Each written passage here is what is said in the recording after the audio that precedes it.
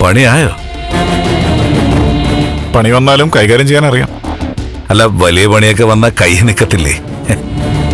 അങ്ങനെയുള്ളപ്പോ പണി വന്നിടത്തേക്ക് തന്നെ തിരിച്ചുവിടും. അല്ല, ഈ തലയുടെ പ്രശ്നമൊക്കെ തീർന്നോ? എന്താ? തലയ്ക്കെന്തോ പണി കിട്ടിയിരുന്നില്ലേ? മുറിവ് പറ്റിയെന്നോ തല്ല് കിട്ടിയെന്നോ? അല്ല, അങ്ങനെ ഒരു കരക്കമ്പി കേട്ടു, നേരാണോ? ഇവനാള് കൊള്ളാലോ. ത്യാഗരാജൻ എങ്ങനെ ഇതൊക്കെ മണം പിടിച്ചെടുത്തേ? ഇതൊക്കെ ആലോചിച്ച് അതിശയിക്കായിരുന്നല്ലേ? ഏയ്, മണം പിടിച്ച് കാര്യങ്ങൾ മനസ്സിലാക്കുന്ന ഒരു ജന്തു ഉണ്ടല്ലോ, ചില മനുഷ്യരെ ലെവലിൽ വരും, അവർക്കിതൊക്കെ സാധിക്കും. അതിലതിശയിക്കാനൊന്നുമില്ല. നീ പട്ടീന്ന് നൈസായിട്ട് എന്നെ വിളിച്ചല്ലേ? അത് പിന്നെ ആ പേര് തന്നെ പറഞ്ഞ ആ ജന്തുക്കൾ എനിക്കെതിരെ കേസ് കൊടുത്താലോ? അതുകൊണ്ടാണ് ഇങ്ങനെ വളച്ചു കെട്ടിയത്. എന്തായാലും സൂക്ഷിച്ചു നടന്നോ, ഇല്ലെങ്കിൽ കഴിഞ്ഞ ദിവസം പറ്റിയതുപോലെ പരിക്കുകൾ ഇനിയും പറ്റും. ചില സൂചനകളിൽ നിന്ന് കാര്യങ്ങൾ മനസ്സിലാക്കിയാൽ വലിയ പരിക്കൊന്നുമില്ലാതെ ജീവിച്ചങ്ങ് പോവാം. അപ്പൊ എന്നെ തല്ലിയതിന് പിറകിൽ ഇവനാണ്. ഈ കുറ്റവാളികളെ വീട്ടിൽ കയറ്റി താമസിപ്പിക്കുന്നതും ഒരു കുറ്റകൃത്യമാണ്. അതിനും ഇതുപോലെ നാട്ടുകാരുടെ കയ്യിൽ നിന്ന് ശിക്ഷ കിട്ടും.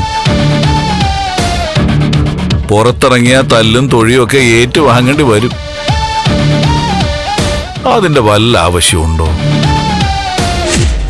വല്ലവർക്കും വേണ്ടി എന്തിനാ ഈ തല്ലുകൊള്ളുന്നേ? നമുക്ക് ആരോഗ്യമില്ലെങ്കിൽ ആരും തിരിഞ്ഞു നോക്കില്ല. ബുദ്ധിപൂർവ്വം ചിന്തിക്കേ. ആ വീട്ടിൽ പറ്റിക്കൂടി വന്നവരെ ചവിട്ടി അങ്ങ് പുറത്താക്കുന്നേ. നിന്റെ ലൈഫ് സേഫ് ആക്ക്.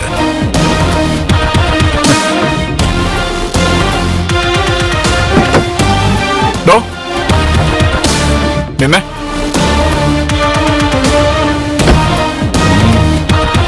നീ എന്താ പറഞ്ഞേ?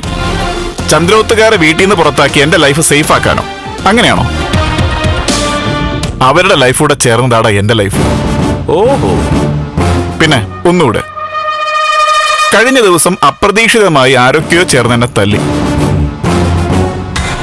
നിന്നെ കൂട്ടത്തിൽ കണ്ടില്ല, പക്ഷെ നീയാണ് അതിന്റെ പുറകിലെന്ന് ഇപ്പൊ എനിക്ക് മനസ്സിലായി. കയ്യിലിരിപ്പ് മോശമായ ആരെങ്കിലുമൊക്കെ തല്ലിന്നിരിക്കും.